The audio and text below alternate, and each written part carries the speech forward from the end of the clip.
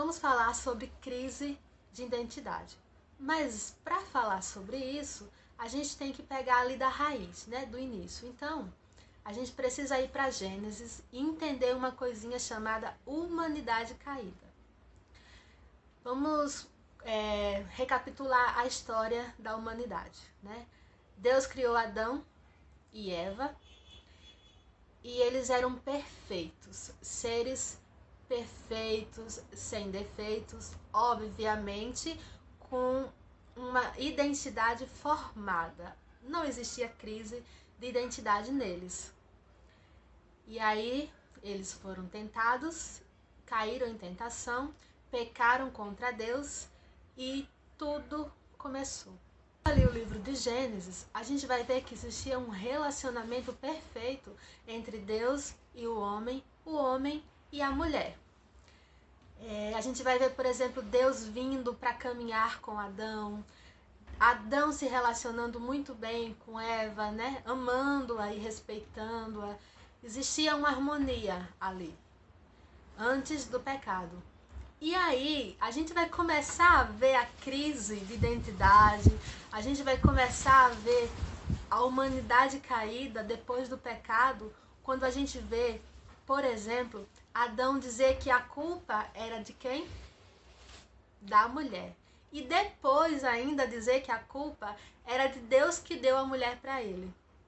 Crise de identidade. E a gente também vê ali a mulher colocando a culpa na serpente, ou seja, já entrou a mentira, já entrou a falta de uma identidade formada para saber quem é, para tomar consciência dos próprios erros e das próprias decisões. Então a gente vê que a partir do momento em que o pecado entra no mundo, entra no homem, a crise de identidade ela começa. E é desse ponto que eu quero trabalhar com vocês hoje para a gente falar um pouco sobre essa crise de identidade. Todos os seres humanos são caídos, né? A humanidade está caída. Então, até uma criança, né, que acabou de nascer, tem lá seus primeiros segundos de vida, ela já nasce em pecado, ela já nasce caída e, consequentemente, com uma crise de identidade que foi perdida ali no Éden. É por conta dessa crise existencial, essa crise de identidade que aconteceu lá no passado, como eu expliquei para vocês, que existe tanto problema hoje, que existe tanto sofrimento, tanta dor. É por isso que no meio da nossa família existe tanto problema, tantos dilemas. Por quê? Porque existe em todos os seres humanos uma crise de identidade, uma crise existencial. É por isso que a gente briga, é por isso que a gente mente, é por isso que a gente não respeita, é por isso que a gente trata o outro como se fosse menos ou mais que a gente, quando na verdade deveríamos tratar de forma igual. E um relacionamento que não é mais como deveria ser, ele vai influenciando os outros relacionamentos. Vou tentar explicar para vocês.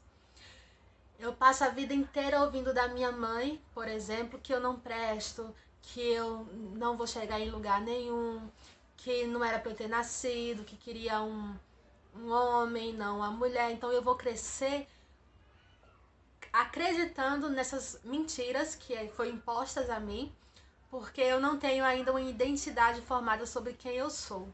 E a minha formação depende daquilo que eu vou ter como estrutura, suporte, daqueles que são os meus criadores, entre aspas. E aí, quando eu cresço sem essa identidade bem formada e bem estruturada, eu começo a me relacionar com outras pessoas de uma forma que não era a melhor, vamos dizer assim. Eu começo a ter inveja, porque eu começo a fazer a comparação. Às vezes, começo a mentir para essa pessoa, porque é a forma mais fácil que eu acho de lidar e resolver os meus problemas.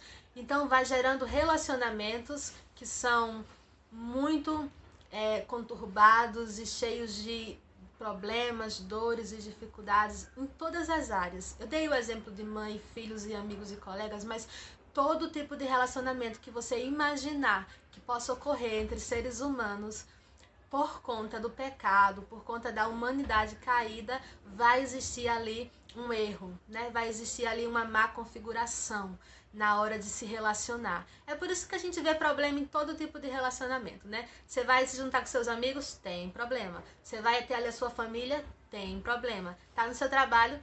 Tem problema. Tudo de quê? De relacionamento. Por quê? Porque são pessoas que são caídas, são pessoas que estão ali no estado de pecado, precisando, necessitando da graça de Deus. E aí entra a questão, né? Como resolver? Quem resolve? Como seguir num caminho onde todos vão se relacionar da melhor forma, trazendo ali para si uma identidade formada e com autenticidade? Como? Como que o ladrão vai deixar de roubar? Como que o assassino vai parar de matar? Como que aquele que faz bullying vai parar de fazer bullying? Como que o racista vai deixar de ser racista? Como? Como que todas essas atrocidades que a gente não entende, o porquê, como acontecem, por que acontecem, como que essas coisas todas vão acabar? Como? Como que o homem vai ter a sua identidade restaurada, de volta a si, para sair dessa crise de identidade e ter ali uma identidade real e genuína.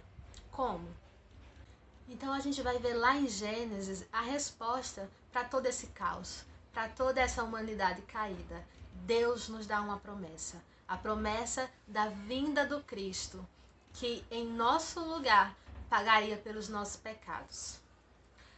Como seres caídos, precisamos nascer de novo. E só é possível nascer de novo em Cristo.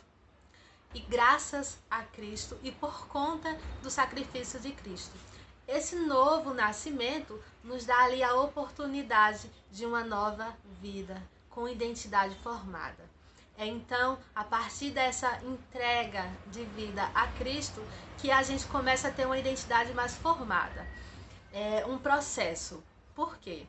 Porque a partir do momento que eu entendo quem eu sou, o meu estado decaído, e eu aceito o sacrifício de Cristo por mim, e a partir de então passo a viver uma nova vida em Cristo, eu começo a ter a minha identidade respaldada naquilo que Cristo me diz que tem que ser.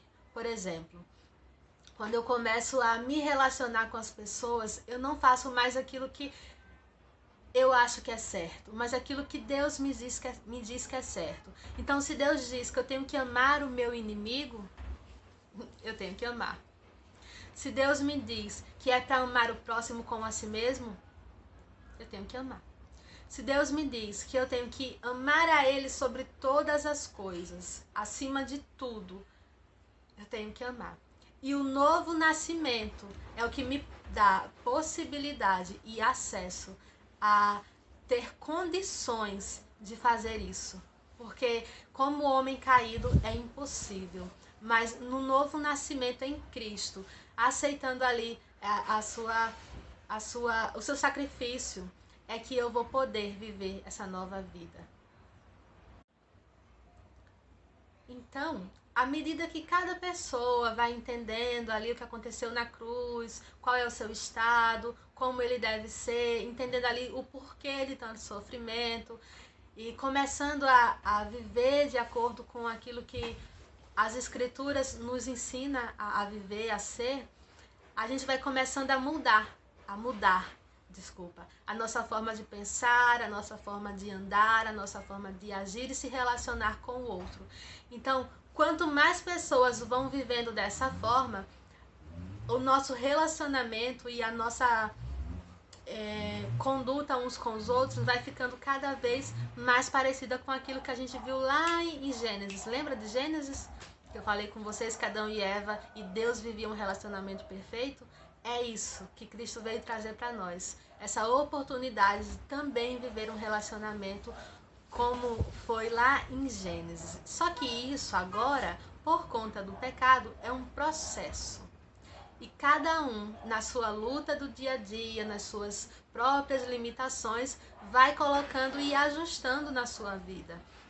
Então, por exemplo, se você era uma pessoa que não sabia amar, em Cristo você vai aprendendo a amar, a lidar com as pessoas, a se relacionar, a pedir perdão, a perdoar. E é por isso que o relacionamento vai melhorando. É por isso que vai existindo ali uma forma melhor de tratamento com as pessoas. Resumindo, a resposta para toda essa crise de identidade, crise existencial, para toda essa humanidade caída e que precisa desesperadamente de resposta, é o próprio Deus. É o Cristo ali encarnado, ressuscitado e glorificado. É a resposta para mim e para você e para toda a humanidade. Cristo. Espero que tenha ajudado vocês com relação aos dilemas da nossa vida, né? Eu sei que todo mundo tem problemas, que todo mundo tem frustrações, que todo mundo tem as suas crises, todo mundo tem as suas lutas. E esse vídeo é para te ajudar a direcionar o caminho melhor para você diante de todas as adversidades que vão vir a acontecer ainda. Porque até Cristo voltar, a gente vai ter lutas, né? Mas é bom sempre lembrar que em todas elas Ele vai estar conosco, sempre.